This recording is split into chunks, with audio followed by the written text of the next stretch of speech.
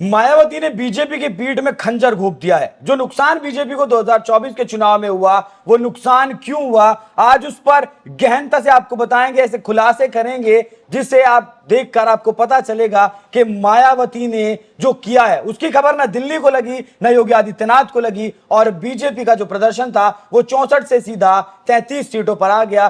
तो कम से कम 10 ऐसे सबूत, 10 ऐसे खुलासे आपको बताएंगे जिससे आपको लगेगा कि हां, जो कुछ भी उत्तर प्रदेश में हुआ है, जितना भी नुकसान हुआ है, वो सब मायावती का किया धरा है। मेरे साथ मेरे सहयोगी अनुपम प्रसून, उनके पास कुछ डिटेल है और डिटेल वो ऐसी है जिसे देखकर आप भी चौंक जाएंगे। जी सर। देखिए, सबसे पहले कार्तिक, हमारी जब आपकी चर्चा हो रही थी तो आपने मुझे एक चीज रोका था जी। मैं अब दर्शकों से पूछना चाहता हूं, मायावती के ऊपर अभी तक क्या आरोप लगता रहा है? क्या मायावती बीजेपी की बी टीम है? बीजेपी की बी टीम है। अभी तक आपके मन में तो यही भरा गया कि मायावती बीजेपी की बी टीम है, यानी मायावती वही काम करती है जिससे बीजेपी मोदी जी कहते हैं, मोदी जी कहते हैं, और फायदा हो कहते हैं या बीजेपी को फायदा हो। ये दो चीजें आपके मन में भी धारणा है। बिल्कुल। हमने जब आपसे बात की सबसे पहले तो आपके मन में भी यही धारणा है, लेकिन मैं आपके इस धारणा को आज तोड़ दूंगा। कैसे तोड़ दूंगा, इसके लिए मेरे पास बहुत सारे सबूत भी हैं। मैं आपको एक एक करके दिखाता हूं और एक एक करके बताता हूं मायावती ने कैसे बीजेपी की हार की बहुत महीन स्क्रिप्ट लिखी है, बहुत महीन स्क्रिप्ट, और बहुत ही चतुराई से। मायावती कोई आज की पॉलिटिशियन है नहीं, आप सबको पता है। बिल्कुल। मुख्यमंत्री रह चुकी है उत्तर प्रदेश की, वो उस दौर में मुख्यमंत्री रहे, गठबंधन की सरकार भी चलाई, और इसके साथ साथ जब उनको लगता था कि बीजेपी को छोड़ देना है, छोड़ भी दिया, दूर से पकड़ना है, दूर से भी पकड़ा, केंद्र में सब कुछ किया है मायावती ने। इसलिए वो बहुत महीन और धुरंधर पॉलिटिशियन है। मायावती के इस दाव को, क्योंकि बीजेपी भी इसी भरोसे बैठी थी कि मायावती से तो कुछ होने जाने को है नहीं, और इसी चक्कर में बीजेपी अंडर एस्टिमेट कर गई, मायावती को अंडर एस्टिमेट किया, और मायावती ने कैसे बीजेपी को मतलब नुकसान पहुंचाया, अब इसे समझिए। सबसे पहले हम बात करते हैं कैराना से ही शुरू करते हैं। जी। कैराना को इसलिए हम काउंट करेंगे, कैराना पर बहुत विवाद हुआ 2013 बहुत पलायन का मुद्दा खूब। हाँ, आपको यह भी पता है कि कैराना में बीजेपी ने उम्मीदवार बदल दिया। कैराना में बहुत सारी चीजें हुई, ठाकुरों की नाराजगी, लोगों ने कहा ठाकुरों की नाराजगी, दलितों की नाराजगी, सब ठीक है। असली वजह तो मायावती ने वहां पर बीजेपी को हराने के लिए किया। कैराना में आप सोच कर देखिए, बीजेपी की हार हुई 69,116 वोटों से, मतलब 69,116, बस इतने वोटों से बीजेपी की हार हुई। और वहां पर बीएसपी को आए कुल 76,200 वोट। बहुत ध्यान से, मतलब उतने वोट आए, जितने वोट से ज्यादा वोट आए जितने से बीजेपी हारी। बीजेपी को हराने के लिए काफी। आपने एक सवाल उठाया, आप कैराना के वोटर हैं जी, आपने मुझसे कहा कैराना के वोटर हैं जी, आपने क्या सवाल उठाया था? आप जरा दर्शकों को पूछिए। मैंने सवाल उठाया था कि वो मायावती बीएसपी के कैंडिडेट राजपूत वोट, तो राजपूतों ने वोट किया। बिल्कुल, आपने यही कहा कि राजपूत कुछ दलित। अब सुनिए, अब यहां खेल क्या हुआ है वही मैं आपको डिटेल में बताने वाला हूं। राजपूत कैंडिडेट थे, आपको पता है, आपने कहा कि टिकट रातों रात वो लेकर आए थे, और राजपूत किससे नाराज थे? बीजेपी से। कैराना में दलित वोटर कितने आपके हिसाब से? तकरीबन 2.5 से 3 लाख। 2.5 से 3 लाख। और टोटल वोट कितने आए? टोटल 76,000। क्या 2.5 लाख? अब ऐसे सोच के देखिए, मैं एक और आंकड़ा आपको बताता हूं। बीएसपी को इस चुनाव में करीब, उत्तर प्रदेश की सिर्फ बात करते हैं, करीब 9.39% वोट मिले। ठीक है, मैं आऊंगा कैराना वाली सीट पर। बीएसपी को 9.39% वोट मिले। 2014 में यह वोट प्रतिशत था 19.77, यानी कि करीब 10 से ऊपर के आसपास का, 10.5 के आसपास। 2019 में, 2014 में 19.77 था, 2019 में था 19.42, मतलब बराबर से था, मतलब ज्यादा नहीं घटा। हाँ, 2014-2019 में 0.10% के आसपास की गिरावट आई। हाँ। लेकिन अब की बार करीब 11% की गिरावट आ गई। 11% की गिरावट आ गई 2014 के मुकाबले, करीब अगर देखेंगे आप तो 11% की गिरावट आ गई। इस चुनाव में मायावती ने क्या किया? महीन खेल ये किया कि वो साइलेंट बैठी रही। मायावती को हर चुनाव में आपने देखा होगा, धुआंधार प्रेस कॉन्फ्रेंस करती है, रैली नहीं कर पाती, धुआंधार प्रेस कॉन्फ्रेंस करती है। और ये जो ईवीएम पे लोग सवाल उठाते हैं ना, ये 2017 में सबसे पहले मायावती ही सवाल उठाने वाली थी, जब वो विधानसभा का चुनाव हार गई थी, और बीजेपी को तब उत्तर प्रदेश में करीब 325 सीटें गठबंधन के साथ मिली थी 2017 में विधानसभा के चुनाव में। योगी आदित्यनाथ तब हालांकि मुख्यमंत्री प्रोजेक्ट नहीं थे, लेकिन बीजेपी बंपर वोटों के साथ जीती थी 2017 में। तब मायावती, मुझे याद है, मायावती ने तब सबसे पहले प्रेस कॉन्फ्रेंस करके ईवीएम पर सवाल उठाया था। और इस बार मायावती ने क्या किया? वो साइलेंट बैठ गई। दलितों के बीच उन्होंने एक मैसेज भेजा। उनके साइलेंट बैठने से दलितों के बीच एक मैसेज गया। मैसेज क्या गया कि मायावती अब खत्म हो गई है, मायावती का कोई काडर नहीं है, ठीक। और दलितों के बीच दूसरे साइड से मैसेज किसने डाला? इंडिया अलायंस ने क्या मैसेज डलवाया? आरक्षण खत्म कर दिया जाएगा, आरक्षण खत्म, संविधान में बदलाव, आरक्षण खत्म, संविधान में बदलाव। अखिलेश यादव हर रैली में भाषण यहां से शुरू करते थे, खत्म यहीं पर करते थे। राहुल गांधी यहीं से शुरू करते थे, यहीं पर खत्म करते थे। सबने यही किया। बिल्कुल। तो ये जो दो मैसेज गए, इसने दलितों को ये भरोसा दे दिया कि अब तो हमारे लिए कोई खड़ा होने वाला है नहीं, जैसे कि मायावती खड़ी हो जाती थी। अच्छा, इस चुनाव में ये बताइए कितनी रैली आपने मायावती की देखी? आपको कोई ऐसी रैली याद है? कोई ऐसी रैली बताइए। एक आकाश आनंद की रैली याद है जिसमें वो थोड़ा विवादित बोल गए थे। उसके बाद उन्हें हटा भी दिया। अब सोचिए कि आकाश आनंद बोल किसके लिए रहे थे? पार्टी के लिए। बोल किसके लिए रहे थे? अपने वोटर्स के लिए। बिल्कुल। और मायावती ने क्या किया? उनको पीछे हटा लिया। आकाश आनंद वो बोलते तो फायदा किसको होता? बीजेपी को। बीजेपी को। बिल्कुल। वो जो तोड़ने वाला बयान दे रहे थे उससे फायदा बीजेपी को होता था। लेकिन आकाश आनंद को बिठा दिया मायावती ने। जो चल रहा है चलने दो। और उन्होंने कहा कि साइलेंटली वो एक रैली में गई भी, वहां से बीच बेड़ी नहीं आई, छोड़ के आ गई। आप ऐसी कोई रैली इससे पहले आपने मायावती की देखी जिसमें 2 लाख 4 लाख लोग नहीं आए या दूर दूर तक कैमरे में भीड़ नजर ना आती हो? लंबा वक्त हो गया ऐसे देखे, दिखी ही नहीं इससे पहले। इस चुनाव से पहले जिसमें कुर्सियां खाली रहे मायावती की, दिखी ही नहीं।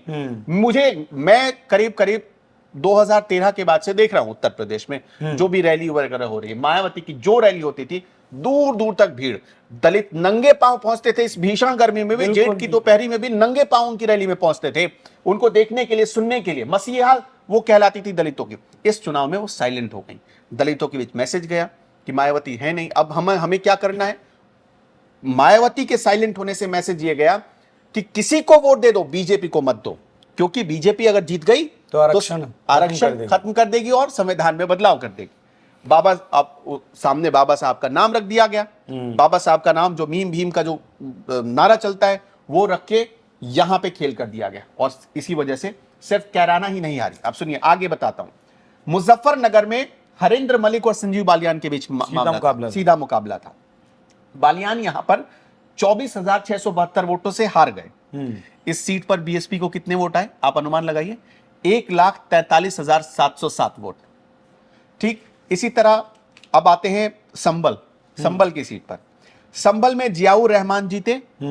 कितने वोटों से जीते? 1,21,494 वोटों से जियाउर रहमान। लेकिन बसपा को यहां कितने मिले? 1.5 लाख से ऊपर, 1,52,460 वोट मिले। 1,52,460 वोट। परमेश्वरी सैनी यहां बसपा के उम्मीदवार थे। फिरोजाबाद से अब आते हैं। अक्षय यादव परिवार का गढ़ फिरोजाबाद, पिछली बार हारी, अब की बार देखिए क्या हुआ। अक्षय यादव यहां से खड़े हुए, जीते कितने से? 89,312 वोटों से। और बीएसपी को कितने वोट आए यहां पर? 90,948 वोट। चलिए, ये जो आंकड़ा आप आगे बताएं उससे पहले एक सवाल और बताइए। अगर मायावती एक्टिव रहती इस चुनाव में, ये लगता कि हाँ लोकसभा चुनाव है, उन्होंने जो 10 सीटें जीती थी वो बरकरार रखी, तो वो किसके वोट काटती? वो सीधे वोट काटती इंडिया अलायंस के। समझ लीजिएगा, वो जो दलित वोट इंडिया अलायंस को गया वो सीधा मायावती को ट्रांसफर होता। हाँ। मामला त्रिकोणीय होता। हाँ। और सीधा बीजेपी निकल जाती। हाँ, यही जो फाइट जो हम अब तक देख रहे थे, जो हमने 2014 में देखा, जो हमने 2019 में देखा, अब इसे अंदाजा आप लगाकर देखिए। 2000 दलित वोट, अब बहुत ध्यान से सुनिएगा, दलित वोट अगर मिलता है तो क्या होता है? इसका उदाहरण अगर आपको समझना हो, 2019 का लोकसभा चुनाव देख लीजिए। जब समाजवादी पार्टी और बहुजन समाज पार्टी का गठबंधन हुआ, तो उसमें मायावती को कितने प्रतिशत वोट मिले? 10 सीटें मिली, लेकिन वोट कितना मिला? 19.42। 2014 के मुकाबले 10 या 15% वोट कम हो गए, 20% वोट कम हो गए। लेकिन वो सीटों में रिफ्लेक्ट देखिए तो 10 सीट बढ़ गए। मायावती ने इसके बाद, मायावती के वोट प्रतिशत 2014 की तरह थे, मतलब 19 के आप जोड़ेंगे तो उसी आसपास थे।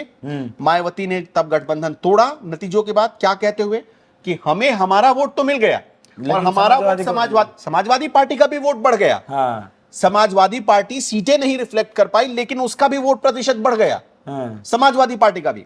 और हैरानी तो यह थी कि बहुजन समाज पार्टी ने सीटें जीत ली, लेकिन मायावती ने उसके बाद गठबंधन ये कहते हुए तोड़ दिया कि हमें हमारा वोट मिल गया, समाजवादी पार्टी का वोट बसपा को नहीं मिला। समाजवादी पार्टी का जहां वोट था वो समाजवादी पार्टी के कैंडिडेट को गया, लेकिन जहां पर बसपा का उम्मीदवार खड़ा था वहां पर समाजवादी पार्टी के लोगों ने हमें वोट नहीं किया, ये आरोप लगाया था। वो प्रेस कॉन्फ्रेंस आज भी मौजूद है, यूट्यूब पर आज भी मौजूद है वो प्रेस कॉन्फ्रेंस। तो ये बताता क्या है, ये आंकड़ा ये बताता है कि मायावती का चुप रहना, दलितों के बीच कोई मैसेज नहीं पहुंचाना, अब चूंकि मायावती के खिलाफ छापे पड़े, आपको बताया उनके खिलाफ कई छापे पड़े, कई केस चल रहे हैं, मायावती एकदम साइड हो चुकी हैं, वो साइलेंट है, वो बस देख रहे हैं कि क्या हो रहा है। लेकिन उन्होंने बस बैठकर कितना बड़ा गेम कर दिया। अगर इस चुनाव में अगर वाकई बीजेपी की बी टीम होती मायावती और मायावती को बीजेपी सिर्फ एक्टिव कर देती तो कम से कम 24 सीटें इस लोकसभा चुनाव में बीजेपी अपनी बढ़ा सकती थी। मतलब उसे सोचिए कि नीतीश कुमार और चंद्रबाबू नायडू दोनों को मनाना नहीं पड़ता, किसी एक को मनाकर भी काम चल जाता। यहां पर 24 सीटें बढ़ सकती थी, जो ये आंकड़ा था। मैं अब तो और सीटें बताइए। मुरादाबाद, संभल हमने बता दिया। फिरोजाबाद पर आते हैं, जो कि प्रॉपर यादव परिवार की सीट है। फिरोजाबाद से अक्षय यादव जीते 89,312 वोटों से, वहां बीएसपी को 90,948 वोट, करीब 91,000 वोट मिले। एटा में आते हैं, सपा के देवेश ताके जीते कितने वोटों से, 28,052 वोटों से। बसपा के मोहम्मद इरफान वहां कैंडिडेट थे, उनको कुल वोट मिले 71,585। बदायूं में आते हैं आदित्य यादव, ये भी आपको बताइए, आदित्य यादव की एक फोटो वायरल हुई थी, बहुत विवाद हुआ उस पर, वो भी बदायूं पहले यादव परिवार की सीट मानी जाती थी। आदित्य यादव 34,991 वोटों से जीते और बीएसपी के जो मुस्लिम कैंडिडेट थे उन्हें करीब करीब 98,000 वोट मिल गए वहां पर।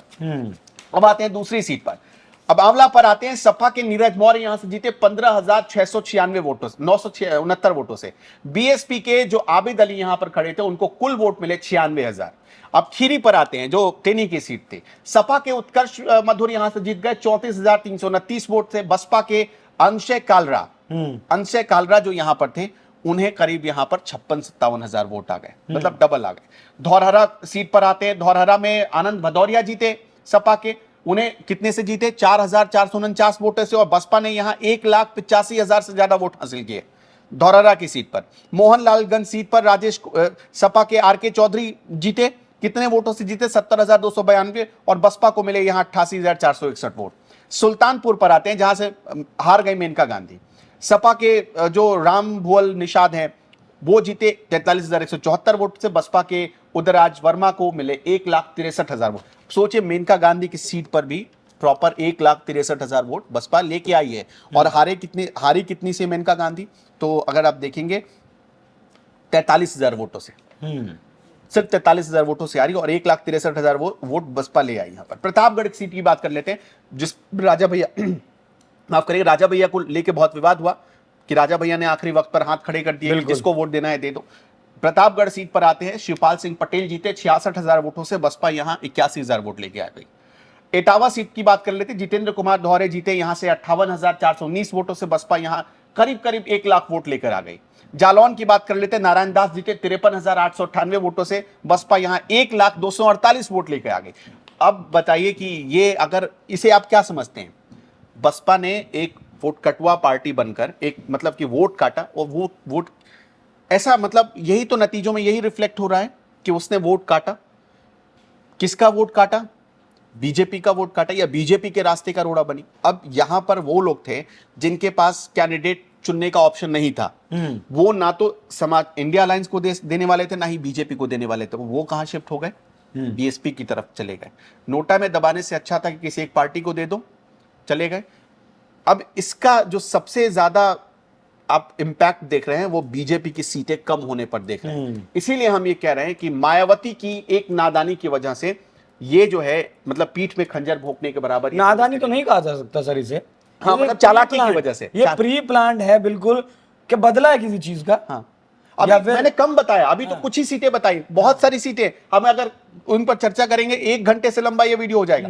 लेकिन मायावती ने जिस होशियारी से अपना बदला चुकता किया, योगी आदित्यनाथ से भी और नरेंद्र मोदी से भी, वो उसकी तारीफ करनी होगी। चुप बैठकर कैसे चुनाव जीता जाता। अब देखिए, इसमें मायावती तो हार गई, एक सीट भी नहीं आई, लेकिन उनकी कितनी बड़ी मोरल, मतलब विक्ट्री हो गई। अब उसको देख लीजिए। जैसे कहते हैं कि ऊपर वाले की लाठी में आवाज नहीं होती, वैसे मायावती की लाठी में आवाज नहीं थी। वो उन्होंने कर दिया, दिखा दिया। जो त्रिकोणीय मुकाबला होता था 2014 में भी जो त्रिकोणीय हुआ, 19 में भी त्रिकोणीय हुआ, बीजेपी आराम से सीटें निकाल कर ले गई।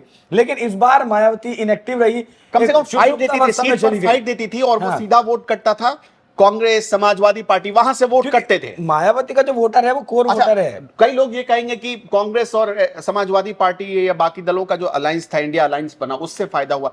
नहीं, फायदा एक्चुअल में जब आप रिजल्ट देखेंगे, मेरे सामने इलेक्शन कमीशन की पूरी वेबसाइट खुली हुई है, जब आप नतीजे देखेंगे तो आपको पता चलेगा कि समाजवादी पार्टी को जितने वोट मिलते थे और कांग्रेस को पहले जितने वोट मिलते थे, सब जोड़ दे तब भी उतने वोट नहीं हो पाएंगे। इस बार जितने लिए कम वोट मिले हैं, बल्कि पिछली बार जितने वोट मिले सबको जोड़ के इस बार तो कम वोट मिले हैं, तब इतनी सीटें आ गई। अगर उनके बराबर मिल जाती तो और सीटें बढ़ जाती, लेकिन मायावती वोट काटने में कामयाब रही, क्योंकि 2021 में कांग्रेस का जो वोट बैंक था वो तो घटकर, जितना मुझे ध्यान है अनुपम सर, वो तो 2.5% 2.5% के करीब आ गया था।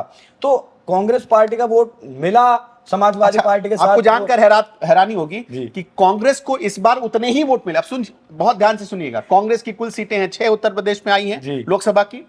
कांग्रेस को उतनी ही सीटें मिली, उतने ही वोट मिले जितने वोट मिले मायावती को। अच्छा, मतलब मैं इसलिए कह रहा हूं आपको कि देखिए, वोट तो पिछली बार जितना मिला था उतना तो मिला ही नहीं इस बार। अगर उतना पूरा मिल जाता तो और सीटें इंडिया अलायंस की बढ़ जाती। वोट तो इस चुनाव में मायावती को जितने वोट मिले उतने ही आसपास, मतलब 9 पॉइंट समथिंग कांग्रेस को भी वोट मिले। लेकिन कांग्रेस 6 सीटें जीत गई, मायावती सीट में जितना मायावती का परसेंटेज बढ़ता उतना बीजेपी का सीट घटता। बढ़ता बीजेपी का, हाँ, बीजेपी की सीटें बढ़ती। मायावती का वोटिंग जितना बढ़ता, बीजेपी की सीटें उतनी बढ़ती। मायावती का जितना घटता उतनी बीजेपी की सीट घटती, उतनी घट गई। हाँ। और अगर ये वोट और कम पड़ता तो शायद हो सकता था और भी ज्यादा नुकसान, कुछ और ज्यादा। अब कुछ सीटें, हम इसकी चर्चा बाद में कर लेंगे, कुछ सीटें तो ऐसी हैं बीजेपी जहां 2-2 हजार के मार्जिन से जीती है। अब जैसे आपको एक मोटे तौर पर एक उदाहरण बता देते हैं, उन सीटों का आंकड़ा भी हम कोशिश करते हैं कि आपको दे ही दे। देखिए, बहुत क्लोज फाइट था, ये तो सबको पता था, लेकिन इस क्लोज फाइट में कई जगह, जैसे कि आप देखिए फर्रुखाबाद की सीट है, मुकेश राजपूत सिर्फ 2600 वोटों से जीते हैं। यहां पर सामने है आपके प्रवीण पटेल फूलपुर से जीते हैं। प्रवीण पटेल वो 4300 वोटों से जीते हैं। अब ये और एक दो आंकड़ा बता देते हैं आपको। मासगांव से कमलेश पासवान जीते हैं, 3000 वोटों से जीते हैं। तो ये मतलब 10,000 वोटों का मार्जिन। मेरठ में अरुण गोविल जीते 10,585 वोट से जीते।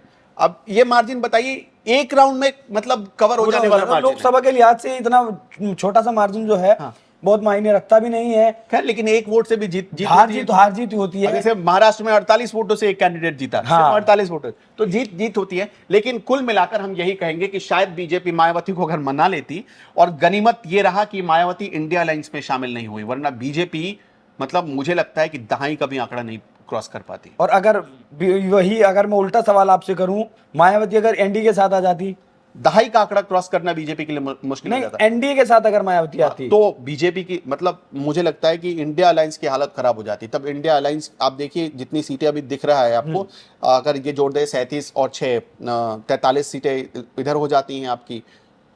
और एक अंदर की बात बताइए कि 44 सीटें, मुझे लगता है 20 सीटें बहुत होती। मायावती के साथ संपर्क करने का कोशिश किया एनडीए ने या नहीं किया?